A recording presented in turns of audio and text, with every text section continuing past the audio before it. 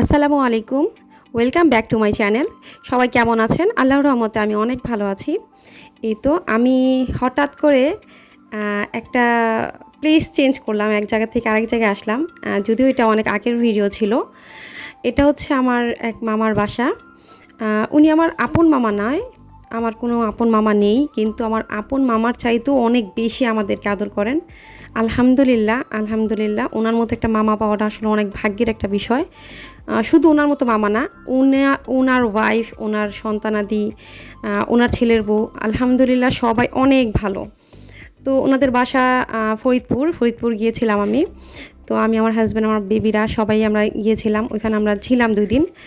তো এই তো ওনাদের বাসাটা আমি দেখাচ্ছি। ওনাদের বাসায় যাওয়ার পর আমি অ্যাকচুয়ালি যে গ্রামের অনুভূতি, আগে প্রথমে বলে নিই, আমাদের বাসা হচ্ছে পুরান ঢাকা, বংশালে। আমাদের বাসায় আমি ছোট থেকে বড় হয়েছি এবং এরকম কোনো গ্রাম আমার খুব কম যাওয়া পড়ছে। দেখা গেল যে একবার কি দুইবার ছোটোবেলায় গিয়েছিলাম। কিন্তু গ্রামের প্রতি যে একটা টান আমার টোটাল ফ্যামিলিতেই সবার আছে। যেহেতু আমার আম্মু ঢাকাইয়া, আমার আব্বু ঢাকাইয়া, আমাদের গ্রামের কোনো রিলেটিভ এরকম ছিল না। তো যাই হোক, এই জন্য গ্রামের প্রতি একটা টান আমার অলওয়েজ, একটা ভিতরে সবসময় একটা টান থাকে। গ্রামে গেলেই মনে হয় গ্রামের প্রকৃতিগুলা, গ্রামের স্নিগ্ধতা, ঠিক আছে, আমার অন্তরকে মনে হয় আঁকড়ে ধরে রাখে আমাকে। আমার ওইখান থেকে আর কি আসতে ইচ্ছা করে না। যেখানে যদি ওইখানে যদি আমার মন একবার টিকে যায়, কোনো গ্রামে যাওয়ার পর যদি মনটা একবার টিকে যায়, সেখান থেকে আসতে ইচ্ছা করে না। তো এই তো মামা অনেক বলাবলির পরে আমরা চলে গিয়েছিলাম। তো এইটা হচ্ছে মামার বাসাটা। তো আগে বাসাটাই দেখাচ্ছি। বাসার ঠিক অপোজিটে আপনারা ঢুকবেন, একটা গ্রাম মনে হবে, কিন্তু মানে বাসার ভিতরে এই কেচি গেটটা দিয়ে ঢুকার পরে আপনাকে মনে হবে যে আপনি শহরে আছেন।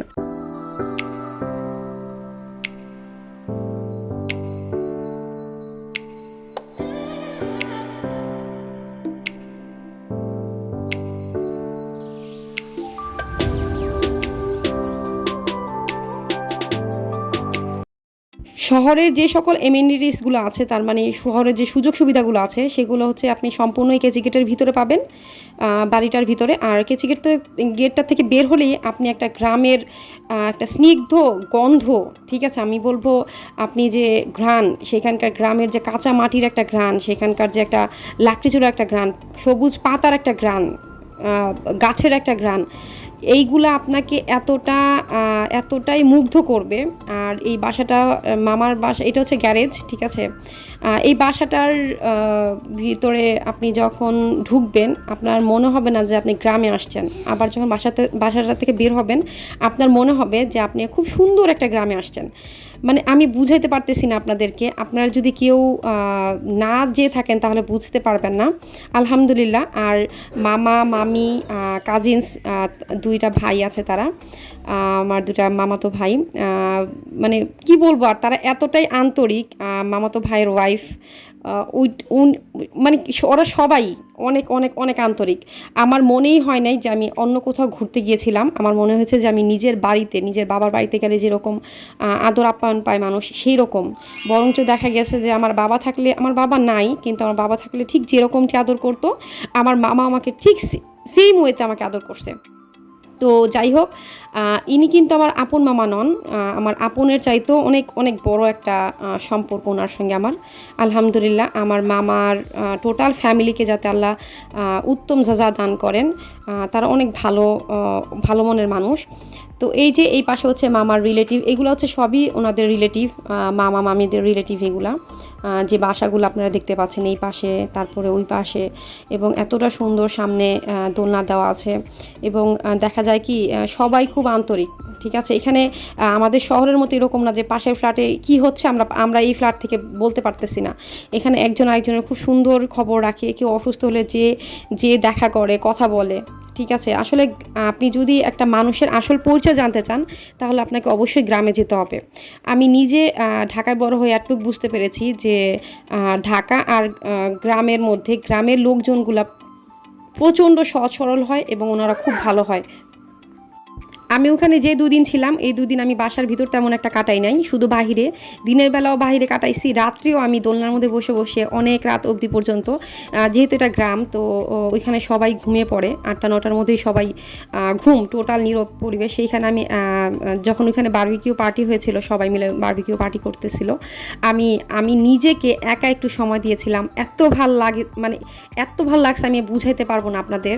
মাশাল্লাহ মাশাল্লাহ, আমার লাইফের শ্রেষ্ঠতম দিন যদি আমি বলবো, যেগুলো আমি কিছু কিছু দিন আছে 4-5 দিন যদি হতে পারে, তার মধ্যে এই 2টা দিন হচ্ছে আমার জন্য অসম্ভব সুন্দর গিয়েছিল। এবং এই গ্রামের মানুষগুলা, গ্রামের মাটিগুলা, গ্রামের আন্তরিকতাগুলা আপনার অন্তরটাকে এত সুন্দরভাবে টাচ করবে, আপনার মনে হবে যে আপনি মনে হয় স্বর্গে আছেন, ঠিক আছে, এত ভাল লাগছিল। আর এই যে এখানে কিছু কাঁচা মাটি আছে, এই কাঁচা মাটির ঘ্রাণগুলো আমার কাছে খুব ভাল লাগে, আমার লাকড়ি চুলার ঘ্রাণগুলো খুব ভাল লাগে। আমার কাছে গাছ, পাখির শব্দ, যদি আমি ভিডিওর যে সাউন্ডটা সেটা দিতে পারছিলাম না, কিন্তু মানে এত পাখির শব্দ হচ্ছিল তখন, খুব ভাল লাগতেছিল। যেহেতু আশেপাশে অনেক নয়েজ হচ্ছিল, এর জন্য আর কি ভিডিওর সাউন্ড আমি দিতে পারি নাই। তো এই তো, এটা হচ্ছে আরেকটা রিলেটিভের বাসা, মামার একটা রিলেটিভ হয়। আর এখানে সামনে একটা খালের মতো জায়গা আছে, এখানে আবার অনেকগুলো হাঁস, মুরগি, অনেক কিছুই দেখতে পেয়েছিলাম। তো মানে একটা ছাগলও দেখতে পেয়েছিলাম, মানে ছাগলটা অসম্ভব সুন্দর। তো যাই হোক, আর আমার মানে মন চাচ্ছিল যে আমি মনে হয় এইখানে সারা জীবনের জন্য এখানেই থেকে যাই, কিন্তু যেহেতু আমার বাসা ফেরত আসতেই হবে, এর জন্য আর কি আসা, কিন্তু মনটা আসলে ওইখানেই পড়ে আছে। আর মামা মামির কথা কি বলবো, তারা আমাকে বিন্দু পরিমাণের জন্য বুঝতে দেন নাই যে তারা আমার মামা মামি হয়, ঠিক আছে, তারা আমার বাবা এবং মার মতোই দেখাশোনা করেছে। আমি যখন ওখানে গিয়েছিলাম তখন মামির শরীরটা তেমন একটা ভালো ছিল না, তারপরেও তারা বউ শাশুড়ি মিলে অনেক আইটেম করেছিল, রান্না করেছিল, তারপরে আবার পিঠা বানিয়েছিল। তো এগুলো আসলে না আন্তরিক ছাড়া কখনোই সম্ভব না, কখনোই পসিবল না। আপনারা সবাই আমার মামা ফ্যামিলির জন্য দোয়া করবেন। আমার মামা আর মনটা সম্পূর্ণ আমার আব্বুর মতো। আমি মাঝে মাঝে বলি মামাকে যে আমার আব্বু দেখতে, মানে হুবহু অ্যাটিটিউডগুলো আমার আব্বুর মতোই। ভিডিওটি ভালো লেগে থাকলে অবশ্যই সাবস্ক্রাইব করে পাশে থাকবেন। ধন্যবাদ। আসসালামু আলাইকুম।